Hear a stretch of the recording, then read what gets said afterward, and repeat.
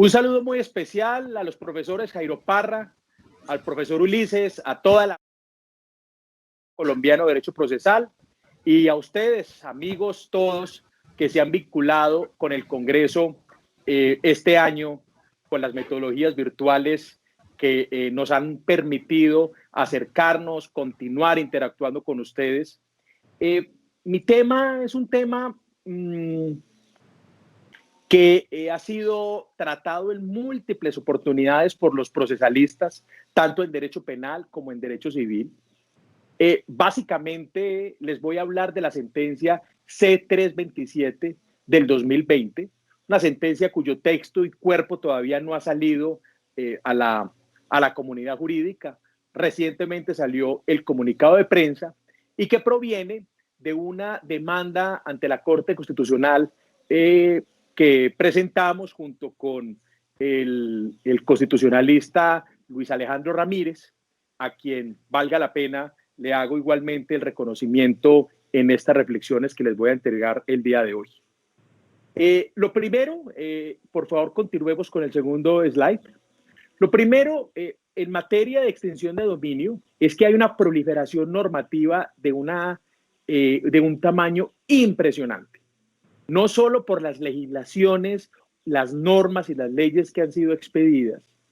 sino por la cantidad de decisiones de la Corte Constitucional que igualmente han sido emitidas en diferentes controles de constitucionalidad a las que han estado sometidas todas estas legislaciones. Digamos primero que la figura de la extensión de dominio es inédita, es una figura que fue creada en Colombia y fue creada en la Constitución del 91, fue desarrollada en la Ley 333 de 1996 por primera vez. Básicamente consistía en ¿qué? Consistía en un mecanismo para el Estado a fin de poder extinguir el dominio de los patrimonios que se habían derivado, se habían conseguido producto de las conductas del narcotráfico. Fue una manera de atacar estos grandes patrimonios producto del narcotráfico en Colombia. Y hubo necesidad de construir y de inventarse esta figura en Colombia porque los grandes capos o fueron extraditados o murieron en la guerra contra el Estado por allá en los 90 y ocurría una situación procesal difícil y era que cuando los narcotraficantes morían, los procesos penales terminaban. Como los procesos penales terminaban, no había un proceso donde despojar, comisarle o decomisarle a los varones de la droga en Colombia los patrimonios y las fortunas ilícitas. De esa manera nace la Ley 33 del 96 como un instrumento para combatir las fortunas del narcotráfico. Ya no importaba si había o no había proceso penal, había un proceso jurisdiccional, una acción real, una acción independiente, una acción autónoma, una acción imprescriptible que buscaría despojar del dominio a los titulares que tuvieran las grandes fortunas producto del narcotráfico. En aquel entonces igual fueron reconocidos, por lo menos dentro de los estatutos, los derechos de los terceros de buena fe. Aquellos que no tenían ninguna participación en el delito, que por ejemplo habían adquirido un bien de estos, de buena fe, pues sus derechos, según la ley, derivado de los postulados constitucionales, pues era protegido. Pero a medida que fue avanzando la legislación, la ley 793 del 2002, la ley 1708 del 2014 y el Código de Extinción de Dominio último de la ley 1849 de 2017, varias cosas se fueron planteando. La primera de esas era la necesidad de que los procesos fueran mucho más dinámicos, que fueran procesos más ágiles, porque estos procesos de extinción de dominio tienen un promedio entre 10 y 30 años. Hay procesos de 30 años en este momento de extinción de dominio. Entonces la legislación, a medida que iba avanzando, iba procurando hacer más ágiles los procedimientos, suprimir etapas y por supuesto, y hay que decirlo, eso empezó a sacrificar garantías en los procesos. Pero igualmente fue avanzando, procurando hacer un proceso más ligero, más liviano, que permitiera llegar a una decisión extintiva más rápido. Y para eso se recortaron garantías, por ejemplo, y ya el tercero de buena fe no solo protegía y preservaba sus derechos como tercero de buena fe, sino que tenía que ser un tercero de buena fe exento de culpa, es decir, una buena fe calificada, ya no una buena fe simple. No solamente la conciencia de haber actuado de manera acorde a la ley, sino que igualmente era ya necesario que la conducta fuera completamente diligente, libre de cualquier error. Es decir, ya había que sumarle conciencia y certeza a la buena fe que era calificada. Esto produjo todas las decisiones de la Corte Constitucional que ustedes están viendo en este momento en el slide.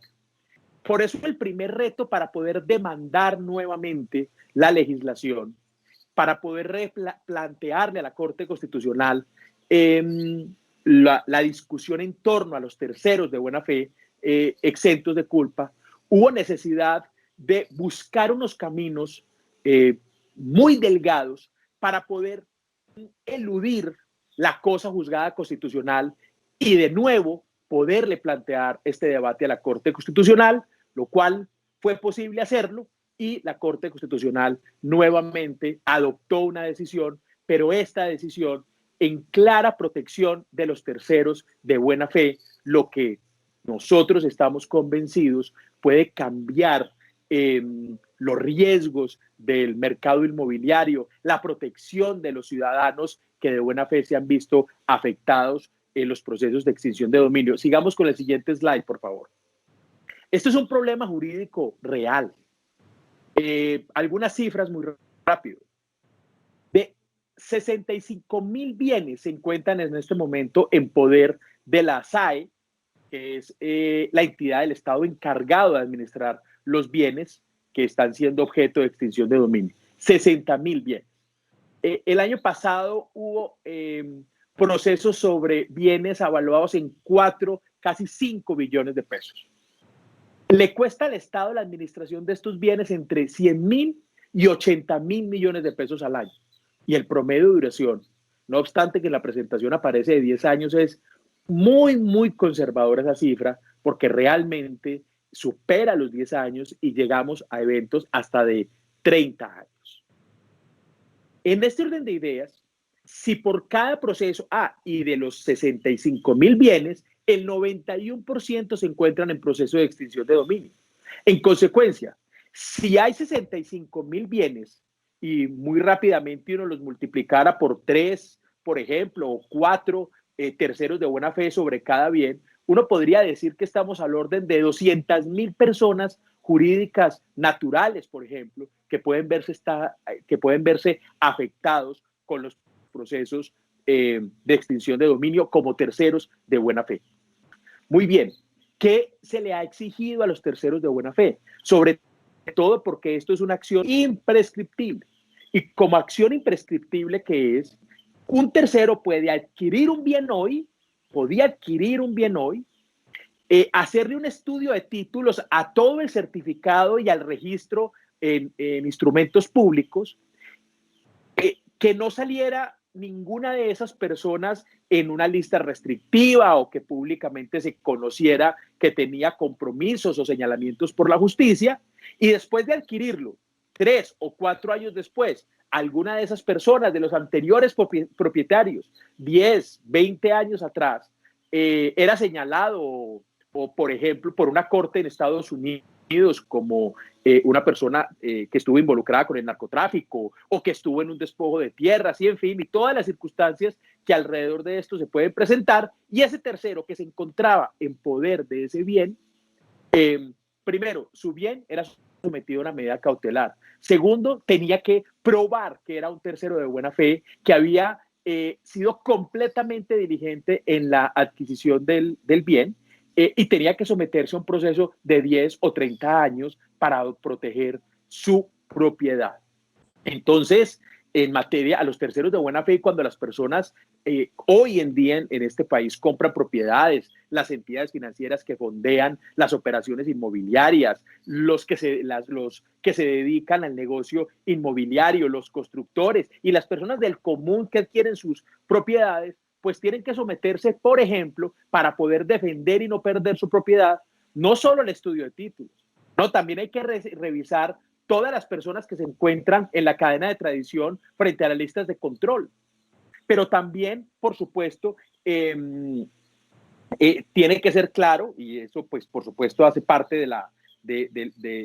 la manera como el tercero de buena fe puede defender su derecho, que la compra ha sido a un precio del mercado, que una debida diligencia de conocimiento del cliente,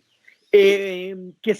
se evaluaron todos los registros públicos de las personas que se encuentran en el certificado de tradición, que no se conocen alertas, que no existe ningún elemento que permitiera acreditar que alguna de esas personas durante 20 o 30 años en el certificado de tradición tuvo o fue señalado por la justicia o incluso tuvo mala prensa. Y en el debate de los terceros de buena fe se discutía, por ejemplo, si las revisiones tenían que ser sobre 10 o 20 años. En conclusión, amigos, todos estudiantes, abogados, colegas, profesores, pues los terceros de buena fe en Colombia, que adquirían un bien de buena fe en un país que lleva 50 años de conflictos a lo largo y a lo ancho de todo el territorio nacional, respondían por el pasado judicial, por los compromisos con la justicia de todas las personas que estaban en el certificado de tradición, aun y cuando para el momento en que había adquirido el bien no se conociera que estas personas tenían problemas con la justicia. Ese era el estado de las cosas. Y ese era el estado de las cosas porque primero tuvieron condiciones, por allá la ley 333, de terceros de buena fe. Después tenían que ser terceros de buena fe exento de culpa. Y posteriormente empezamos a ver decisiones donde les aplicaban a los terceros la carga dinámica de la prueba. Luego tenían que probar y si no lograban demostrar de manera absoluta la condición, perdían sus propiedades. Porque valga resaltar, sobre todo para los estudiantes, esto que es administrado por la justicia penal es muy claro que el proceso de extinción de dominio no tiene las garantías del proceso penal, y así lo ha dicho la Corte Constitucional, la Sala Penal de la Corte Suprema de Justicia e incluso los estatutos normativos. Aquí no se habla de favorabilidades, aquí no se habla de dudas, aquí no se habla de presunción de inocencia. No, las cargas de las pruebas se invierten, hay que probar la condición de buena fe, e incluso había que demostrarle al Estado que no había manera de descubrir lo que ni siquiera el mismo Estado había podido descubrir. De modo que la incertidumbre jurídica era enorme, absolutamente enorme, y la inseguridad jurídica para los ciudadanos en relación con los procesos de extinción de dominio era de este tamaño como se los estoy dibujando. Continuemos con el siguiente slide, Elías, por favor. Bueno, entonces presentamos una demanda. Y presentamos la demanda con el gran desafío inicial de tener que caminar por unas líneas muy delgadas para que la cosa juzgada constitucional de tantas sentencias que habían sido emitidas, pues no nos trastornara, nos obstaculizara plantear nuevamente el problema. Y demandamos los numerales 10 y 11 del artículo 16 del Código de Extinción de Dominio, porque vulneraban, entre otros, la propiedad privada, porque el proceso de extinción de dominio sobre bienes lícitos, que lo permite, vulnera el principio de propiedad privada, porque igualmente impone una limitación al derecho fundamental a la propiedad privada, que no superaría el juicio de razonabilidad, y desconoce la naturaleza patrimonial de la acción de extinción de dominio, pues lo convierte en una acción de naturaleza personal en la medida en que toda la discusión está centrada en la condición y las calidades personales de aquellas personas que aparecen en el certificado de tradición. La Corte Constitucional hizo todo el examen de acuerdo al comunicado de prensa y emitió un condicionamiento constitucional que es muy importante, que está consignado en el comunicado de prensa. Al momento de estas reflexiones todavía no había sido emitida, no conocíamos los contenidos de la sentencia. ¿Qué dijo? Creó una regla constitucional, exequible condicionalmente por posible lectura inconstitucional, extinción sobre los bienes lícitos solo cuando estén en el mismo patrimonio de quien se enriqueció ilícitamente. Y esta ya es una regla constitucional muy, muy importante. Solo es posible la extinción de bienes lícitos cuando esos bienes se encuentran aún todavía en el patrimonio de la persona fuente de la causal y de los procesos de extinción de dominio. Si ese bien lícito se encuentra en poder de un tercero, no aplica las causales, no aplica per se el proceso o la pretensión extintiva de dominio sobre esos bienes, y esto se deriva de dos subreglas, y estableció la Corte dos subreglas constitucionales. La primera, actividades ilícitas a los anteriores propietarios no son oponibles a los terceros adquirientes de bienes lícitos. No se le puede exigir al particular hacer estudios personales. Es decir, lo que haya pasado con los anteriores propietarios, dueños de la propiedad, no es transferible al tercero. El tercero responde por el negocio jurídico actual, por el negocio jurídico del bien que lícitamente ha adquirido, no por el pasado de cada una de las personas en materia que están registradas en el certificado de tradición. Lo debatido en la Corte Constitucional fue básicamente que se le estaba exigiendo a los ciudadanos hacer investigaciones sobre el pasado de todas las personas que estaban en el certificado de tradición, exigiéndoles incluso llegar más allá de lo que el mismo Estado había podido establecer, haciendo investigaciones, indagaciones exhaustivas, teniendo que preguntar por las personas cómo aparecían en redes sociales o qué pensaba la comunidad de ellas. Pues nada de eso hoy, después de la decisión de la Corte Constitucional, es posible arguirlo para despojar a un ciudadano de buena fe de su propiedad en virtud de un proceso de extinción de dominio. Ahora, ¿cuáles son los caminos al futuro? Porque esto está muy bien frente a lo que viene en el futuro, pero ¿qué pasa con los procesos que actualmente están siendo adelantados? Lo primero es que nosotros consideramos que como existe una regla constitucional que no deriva de la inconstitucionalidad de una norma, sino de pedagogía de la Corte Constitucional, de una manera como se tiene que interpretar una norma que está vigente, pues los efectos son inmediatos para todos los procesos que se encuentran en curso. Primero, por principio de integración, es posible en este momento solicitar el archivo y la desvinculación de los bienes del tercero de buena fe de manera extraordinaria. La solicitud, por ejemplo, de una inadmisión de la demanda de extinción de dominio, por cuanto, por ejemplo, la Fiscalía ha aducido que ha perseguido un bien lícito en poder de un tercero e incumpliría la regla constitucional, la regla que ha establecido la Corte en la sentencia mencionada. La solicitud de nulidades en el juicio cuando se esté incumpliendo la regla constitucional que acaba de ser constituida, pero igualmente es muy importante mencionar que hay un proyecto de ley que está siendo tramitado en este momento en el Congreso, que básicamente reforma el proceso del Código de Extinción de Dominio e incorpora un nuevo parágrafo y dice: parágrafo segundo, no procederán las causales anteriormente previstas cuando el propietario del bien inmueble pueda probar en la etapa administrativa preliminar que actuó de buena fe exenta de culpa, caso en el cual la Fiscalía General de la Nación deberá proferir la resolución de archivo. En esa primera parte de la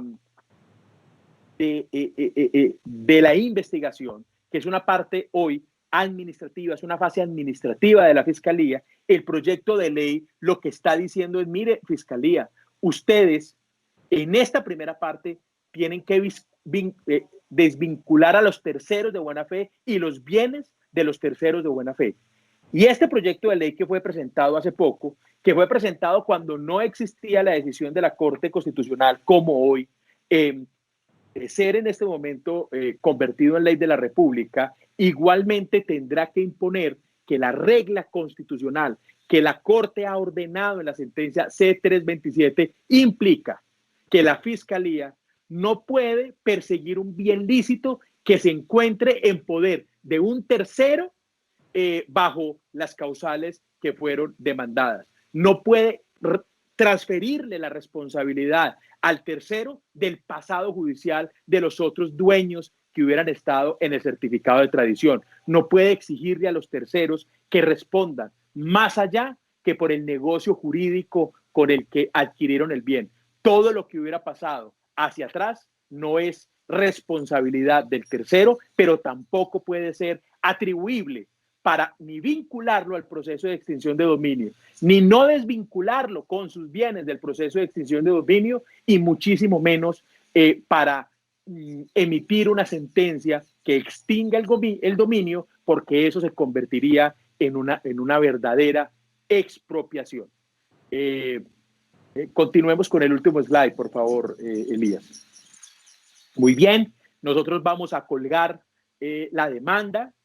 las intervenciones ciudadanas que fueron incorporadas en el juicio constitucional con el equipo del capítulo Caldas, igualmente del equipo académico que nos acompaña, y reitero mi reconocimiento al abogado Luis Alejandro Ramírez, quien me acompañó en este juicio constitucional, y sobre todo también a mi profesor Edgar Saavedra Rojas, quien no nos acompañó en este juicio de constitucionalidad, pero que sé que ha sido un batallador incansable desde hace no menos de 20 años ante la Corte Constitucional,